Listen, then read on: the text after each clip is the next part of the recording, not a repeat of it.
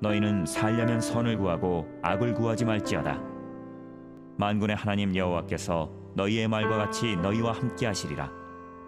너희는 악을 미워하고 선을 사랑하며 성문에서 정의를 세울지어다.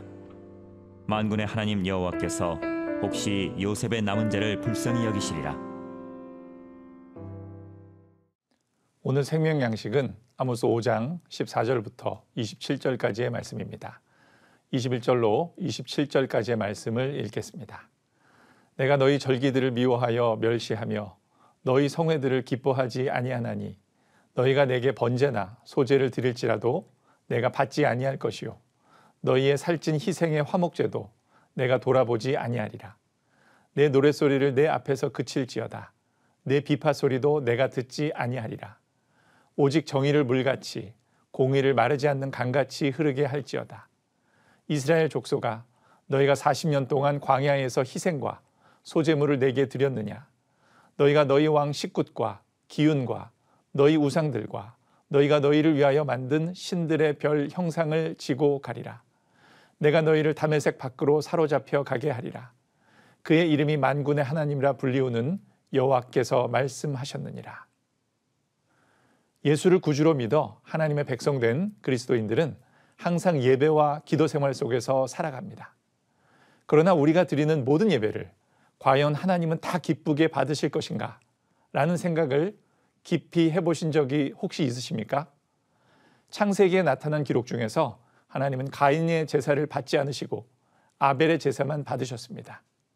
그랬던 것처럼 우리의 예배와 찬양과 기도가 하나님 앞에 거절되고 있다면 우리는 무엇을 돌이켜 회개하여야 할까요? 선지자 아모스는 죄악이 관영했던 시대에 이스라엘 민족을 향하여 하나님의 공의를 부르짖었던 인물이었습니다. 그는 하나님의 공의를 잃어버린 이스라엘을 향하여 그것을 다시 세우라 말합니다. 악을 구하지 말고 선을 구하라. 정의를 물같이 공의를 마르지 않는 강같이 흐르게 하라. 라고 그는 선포하였습니다. 하나님의 백성은 오직 생명의 근원이신 여호와를 찾아야 합니다. 어느 시대, 어느 장소에서도 구원의 역사는 여호와를 간절히 찾는 성도들을 통해 일어났습니다. 선지자는 선한 것을 구함으로써 여호와의 심판을 피하라고 호소하였습니다. 여호와의 심판을 피할 유일한 길을 제시한 아모스는 끝까지 회개치 않는 이스라엘에게 심판의 날을 선포하고 있습니다. 18절에 기록된 여호와의 날은 이스라엘에게는 기쁨과 희망의 날이었지만 범죄한 자들에게는 빛이 아닌 어두움의 날이 될 것입니다. 아모스는 백성들이 행하는 모든 잘못된 제사들이 정의와 공의가 결핍된 것에 원인이 있다고 보았습니다. 정의는 어떤 사건이 있을 때 누가 그리고 무엇이 옳은 것인가를 바르게 판결하여 법적인 절차를 바르게 집행하는 것입니다. 그러나 이스라엘은 정의를 쓰디쓴 쑥으로 만들어버리고 공의를 땅바닥에 내던졌습니다. 24절에 언급된 정의와 공의는 하나님의 심판을 가리키기도 하지만 아모스는 인간 사회에 구현되어야 할 원리로 보았습니다. 즉 사회 질서와 연관된 것으로서 이 사회 구성원 각각 개개인을 소중히 여기고 서로 간에 존중하며 정직하게 대할 때에야 비로소 그 예배가 하나님께서 받으시기에 합당한 것으로 인정될 수 있는 것이라는 말입니다. 하나님께서는 종교적인 의식이나 형식적 관례보다 정의와 공의를 절대적으로 지켜나갈 것과 가난한 자들의 권리에 대해 깊은 관심을 가지고 계시므로 결코 마르지 않는 물과 같이 정의와 공의를 실행할 것을 촉구하셨으며 매일의 삶을 온전하게 살기를 원하셨습니다. 24절 강같이 흐르게 하다는 강물처럼 격렬하고 거세게 흐르게 하라는 명령형이며 원문에는 끊임없는 이라는 형용사가 있어서 그 강도를 더해줍니다. 이것은 정의와 공의가 적극적이고도 계속적으로 흘러야 하나님께 드리는 모든 제사가 의미 있고 가치가 있음을 보여주고 있는 것입니다. 아모스는 출애굽 1세대가 여호와께 제사를 드렸지만 우상 숭배에 빠짐으로써 광야 40년 동안 다 죽었고 여호수아와 갈렙만이 가나안 땅에 들어갔던 것처럼 아모스 때의 우상 숭배자들도 포로로 끌려가는 비극적인 상황에 처해지게 될 것을 경고했던 것이었습니다.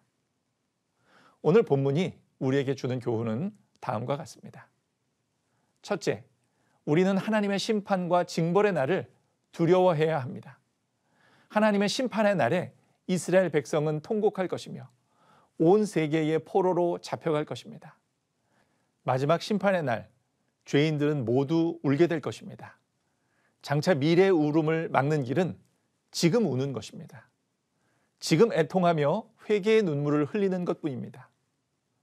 누가복음 6장에 예수님께서는 지금 우는 자는 복이 있나니 너희가 웃을 것이미요 라고 말씀하셨고, 또 화 있을진저 너희 지금 웃는 자여 너희가 애통하며 울리로다 라고 말씀하셨습니다.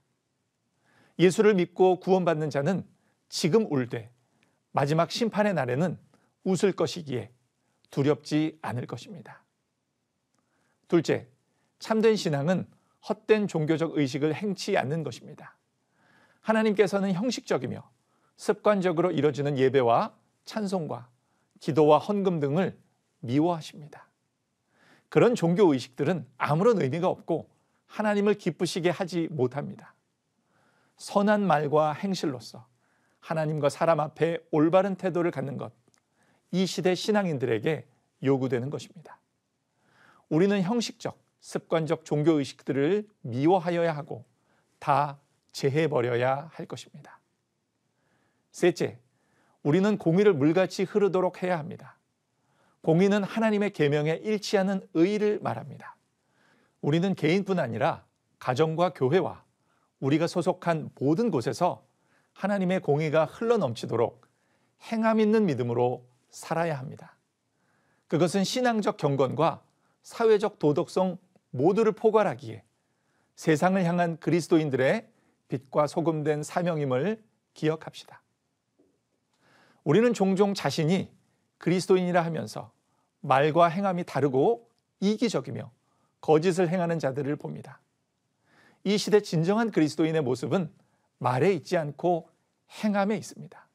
하나님은 우리의 이 참된 행함을 보시고 우리의 예배를 받으시는 분이십니다. 그러므로 삶과 동떨어진 가식적 모습의 신앙을 배격하고 삶과 신앙이 일치된 참된 신앙을 사모하는 오늘 하루이기를 소망합니다.